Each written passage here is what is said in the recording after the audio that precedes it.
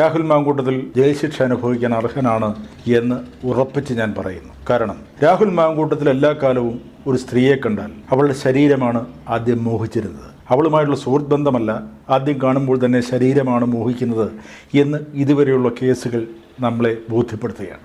എന്നാൽ അതിനിടയിൽ അതിൻ്റെ വരികൾക്കിടയിൽ വായിക്കേണ്ടുന്ന ഒരു കാര്യമുണ്ട്. ഈ സ്ത്രീകളൊക്കെ കൊടുത്തിരിക്കുന്ന പരാതികൾ 3 പരാതികളും ഒരേ ലെവലിലുള്ളതാണ്. ഒരാൾ തന്നെ എഴുതിയ പരാതി പോലെയാണ് ഇത് 3ഉം തോന്നുന്നത്. ഇത് രാഹുൽ മാങ്കൂട്ടത്തിൽ അങ്ങനെ തന്നെയാണോ എല്ലാ സ്ത്രീകളെയും വശീകരിച്ചിരുന്നത്? ആദ്യം കാണുമ്പോൾ നിന്നോട് മോഹമാണെന്ന് പറയുക, എനിക്കൊരു കുട്ടി വേണമെന്ന് പറയുക, എന്നിട്ട് പീഡിപ്പിക്കുക, അല്ലെങ്കിൽ ബന്ധത്തിലേർപ്പെടുക. ഇതാണോ രാഹുൽ മാങ്കൂട്ടത്തിൻ്റെ രീതി? അതൊക്കെ പിന്നീട് കോടതിയിൽ പ്രതിവാദങ്ങൾക്കിടയിൽ സമർത്ഥിക്കപ്പെടേണ്ടതാണ്, തെളിയിക്കപ്പെടേണ്ടതാണ്. ഞാനിപ്പോൾ പറഞ്ഞു വരുന്ന അതല്ല.